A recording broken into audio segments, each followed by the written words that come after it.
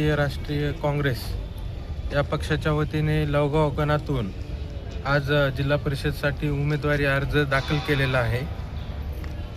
आमचे महाराष्ट्राचे प्रदेशाध्यक्ष हर्षवर्धनजी सपकाळ साहेब, अमित भैया देशमुख, अभिजित भैया देशमुख, सिद्धार्थ दादा हत्यांबेरे, आपले सुरेश दादा देशमुख असतील, रेंगे पाटील असतील, यांच्या सगळ्याच्या सहकार्याने आशीर्वादाने आज मी फॉर्म दाखल केलेला आहे.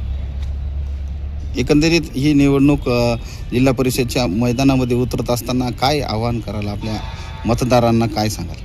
नाही, आता विकास कामाच्या जोरावर आम्ही मतं मागणार आहेत. आमची विकास कामं भरपूर मोठ्या प्रमाणात करत आलेलो आहेत आणि चालू आहेत.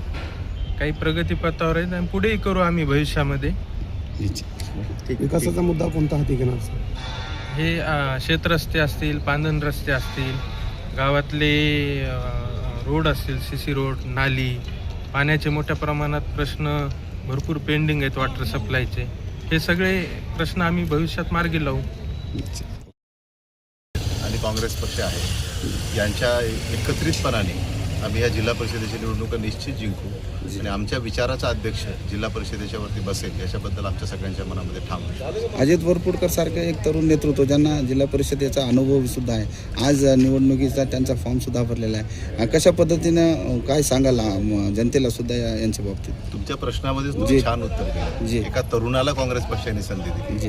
काँग्रेस पक्षाने आत्तापर्यंत या गोष्टीची नेहमीच काळजी घेतलेली आहे की तरुण जे सामाजिक कार्यामध्ये, समाजकार्यामध्ये, समाजामध्ये कार्यरत असतात, त्या तरुणांना एक राजकीय व्यासपीठ हे आपण हक्काचं त्यांच्या योग्य वयात हे मिळवून दिलं पाहिजे. आणि हे मला असं वाटतं की त्यांचं हे योग्य वय आहे की ते राजकीय पटलावरती त्यांचा एक सक्षमपणे, शेवटी आपण याला मिनी मंत्रालय म्हणतो, जिल्हा परिषद म्हणजे आपण याला मिनी मंत्रालय म्हणतो, अशा या ठिकाणी एका तरुणाचा अतिशय योग्य वयामध्ये सहभाग होऊ घातलेला आहे. आणि मला याचा मनस्वी आनंद आहे. काँग्रेस पक्षाने नेहमीच पंतप्रधानपदापासून असेल, मुख्यमंत्रीपदं असतील, जिल्हा परिषदेचे अध्यक्षपदं असतील किंवा विविध संस्थांवरचे पदाधिकारी असतील, यांना तरुण वयामध्ये, योग्य वयामध्ये संधी देण्याचं आजपर्यंत काम केलेलं आहे.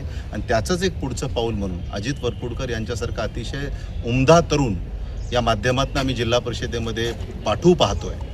आणि माझी यांच्या मतदारसंघातल्या जनतेला आणि सगळ्यांनाच असं आव्हान आहे की आपण सगळ्यांनी यामध्ये योगदान द्यावं.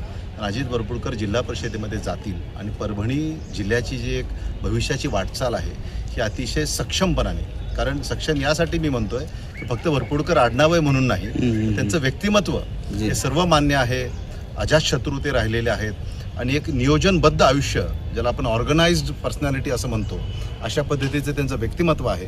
आणि असं एक चांगलं व्यक्तिमत्व परभणी जिल्ह्याच्या राजकारणामध्ये उदयाला यावं अशी काँग्रेस पक्षाची जी मानस आहे त्यामध्ये सगळ्यांनी योगदान द्यावं अशी विनंती मी यानिमित्ताने